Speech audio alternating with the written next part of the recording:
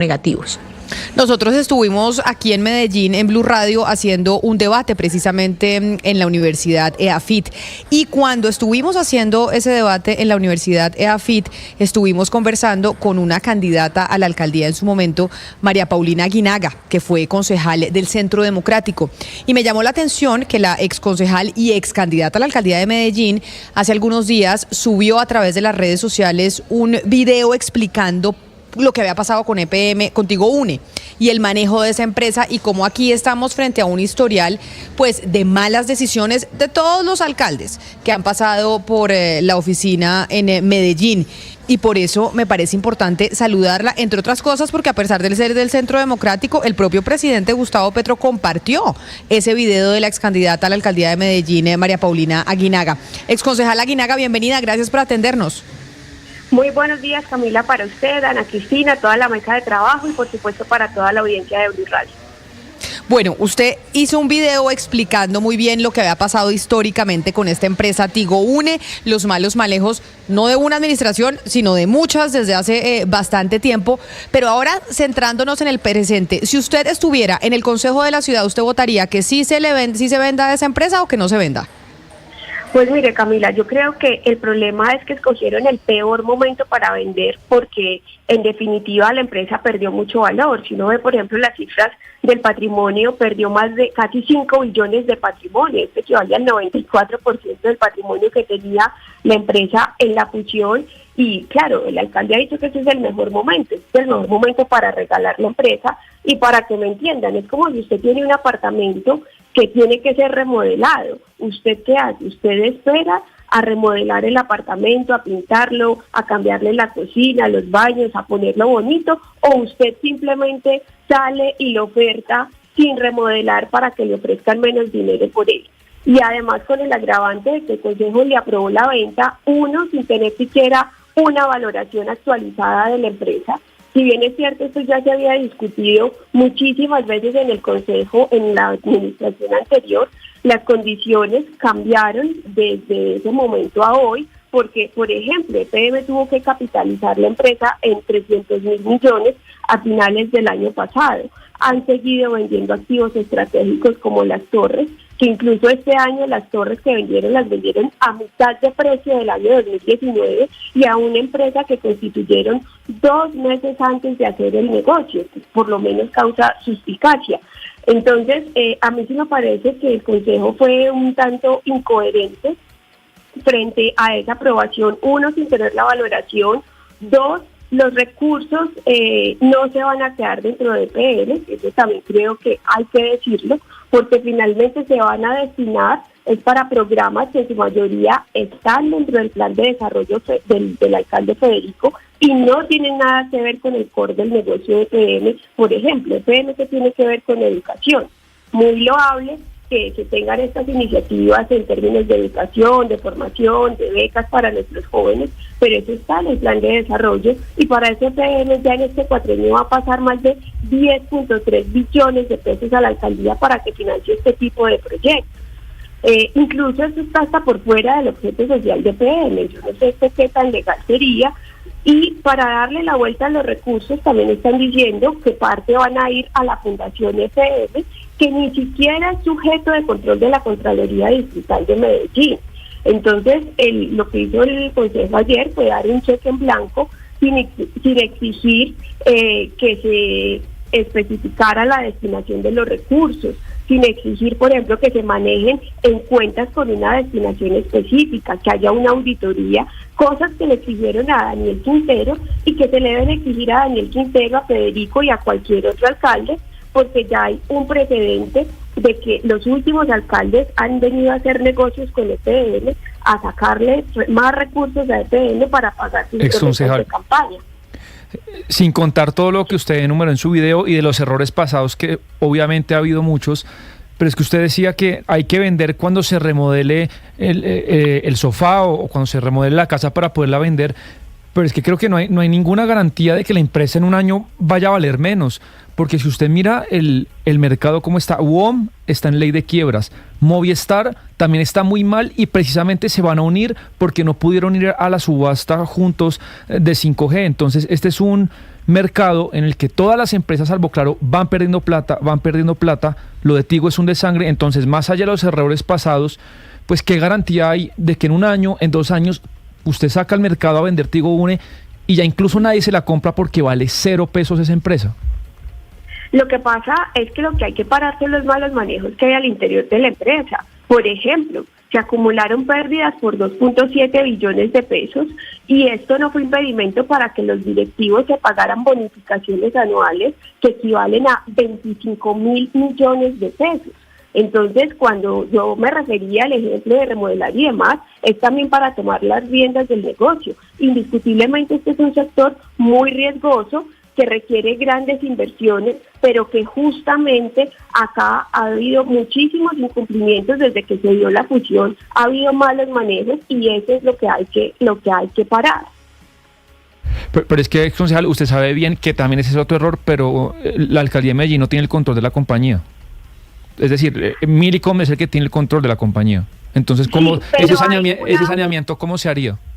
Hay una cláusula de protección del patrimonio público que dice que se debe hacer una valoración, se debe salir a ofertar esas acciones al sector solidario cumpliendo la ley 226 y posteriormente hay un derecho de preferencia por parte de los accionistas para poder comprar esa participación y si no se da tienen que salir a vender la empresa en conjunto. Justamente por eso está la cláusula que además se tuvo que ampliar hasta diciembre de 2026 porque se vencía en agosto de este año y como en el periodo anterior no se pudo concretar la venta, hubo necesidad de poder ampliar esa cláusula.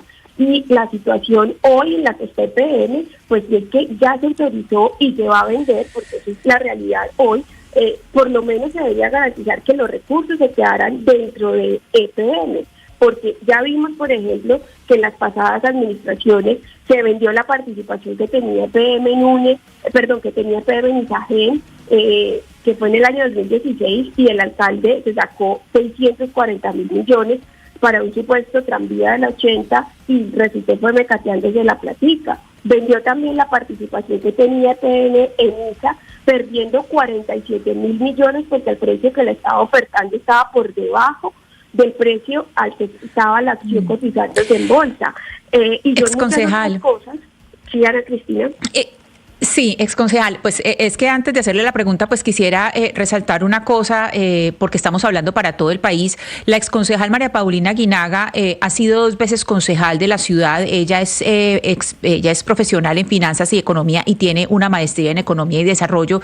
Y de todos, pues en sus 2 etapas en el consejo, siempre ha sido la persona que ha estado más encima de todos los movimientos de EPM. Y por eso, exconcejal, le pido que de una manera muy, digamos, muy resumida, nos diga cuáles han sido para usted, que ha seguido tan de cerca el tema de EPM, de las inversiones, cuáles han sido como los puntos claves en esas equivocaciones históricas en las inversiones de EPM según su concepto o lo que usted ha hecho en su seguimiento de toda esa historia. Mire, sin lugar a dudas, el tema de la fusión en el año 2014 fue un error. Hoy estamos pagando las consecuencias de habernos juntado con ese mal socio. Segundo, tenemos también el plan de aceleración de Hidroituango. Es que a la gente se le olvida y piensa que Hidroituango, como ya está generando, todo está solucionado, pero es que hoy solo está generando el 50% de Hidroituango y es un proyecto que empezó costando 11.4 billones y hoy ya va en 21 billones y no sabemos cuánto va a costar.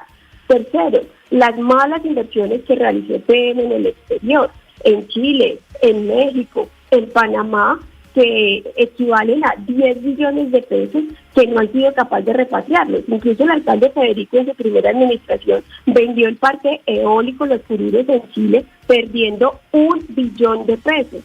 A eso le adicionamos también la mala inversión que hizo Daniel Quintero en Apinia, porque yo me opuse a ese negocio. Yo creo que lo mejor hubiera sido replicar el modelo que se tenía, por ejemplo, en Chocó, que EPM servía de administrador del negocio, pero no invertía ni asumía estos riesgos y hoy estamos también en este problema. Pues entonces usted, exconcejal Aguinaga, dice, no se debió haber vendido en la época de Daniel Quintero, pero tampoco se debería vender ahorita en la época de Federico Gutiérrez. el peor negocio que se hizo fue la fusión, porque la empresa o se debió haber quedado 100% pública o se debió haber vendido en su totalidad. Se hizo la fusión. Con Daniel Quintero todavía se podía recuperar algo de plata, y no lo digo yo, lo dicen por ejemplo las cifras. Tenía una valoración estimada de 2.8 billones de pesos y hoy nos están diciendo que en teoría podría ser apenas de 1.6 billones, o sea, es casi 1 billón de pesos, con el agravante de que EPM ya capitalizó 300.000 millones. Entonces, primero, creo que desde la fusión se hizo el peor negocio. 2, no se debió haber permitido que desmantelaran la empresa vendiendo torres, haciendo los despidos masivos, la sustitución patronal, pero eso ya está. Entonces, el periodo anterior era un momento, digamos, propicio para venderlo. No había las condiciones políticas, ahora se va a vender por mucho menos dinero y adicionalmente los recursos que antes iban a quedar en EPM ya no quedan en EPM, sino que se van a utilizar para pagar promesas de campaña. Sí, por ejemplo, sí. Sí, tengo una duda. ¿Esto ya es un negocio cerrado? Es decir, ¿se sanciona por parte del alcalde, se pone en la Gaceta Oficial del distrito y ya está? ¿O quedan todavía puntos en el trámite de enajenación, por ejemplo, en lo relacionado con las acciones? Pues ya el alcalde tiene luz verde para iniciar el trámite. Sin embargo, él no puede iniciar ningún otro trámite hasta tanto no se tenga la valoración de la empresa, porque él obviamente no puede salir a cumplir los requisitos de la ley 226, que primero se deben ofertar las acciones al sector solidario sin siquiera tener la valoración. Entonces se deben cumplir unos trámites que duran aproximadamente 1 año y medio, y también creo que es importante analizar el contexto bajo la propuesta que hizo Millicom de comprar también una parte de Telefónica y crear una gran empresa, que esto también necesitaría una aprobación por parte de la superintendencia. Sí, exconcejal Aguinaga, el señor John Maya, gerente de empresas públicas, ha dicho, pues ha sido reiterativo en cuáles son los destinos que se le darían pues a ese ingreso. Él ha hablado, como usted nos dijo al principio, educación y becas, ciencia y tecnología, valorización de residuos, que esto es empresas varias, y pues lo último que uno diría que es como lo que está directamente relacionado con EPM, que es la conectividad y fibra óptica. Pero entonces la pregunta es, ¿Eso ya es claro que va a ser así? ¿O una vez entre el dinero eso pasa a Junta? ¿O cómo se decide? ¿O hay un panorama gris en que no sabemos si eso realmente va a ser del todo así como lo está diciendo el señor Maya en estos momentos? Bueno, según el acuerdo, los recursos van a entrar en su totalidad del presupuesto de EPM. Sin embargo, es la Junta quien define realmente qué se va a hacer con los recursos, pero ahí volvemos a la discusión. La Junta, quien preside la Junta es el alcalde de Medellín, quien nombra y remueve todos los miembros de la Junta es el mismo alcalde, o sea, es yo con yo y no hay ningún control, y ya hay unos muy malos antecedentes, por ejemplo, con los recursos de la venta de Isagen, de las acciones de Isagen, donde se esfumaron 640.000 millones que se volvieron plata de bolsillo. Pues es la ex candidata a la alcaldía de Medellín y ex concejal de la ciudad, María Paulina Aguinaga, hablando de una de las noticias importantes de los negocios en Colombia, la enajenación de la participación de la alcaldía de Medellín en Tigo Une. Ex candidata Aguinaga, mil gracias por atendernos. Un saludo especial. Mil gracias a ustedes por el espacio y un muy feliz resto de día. Después de esta explicación, Ana Cristina, de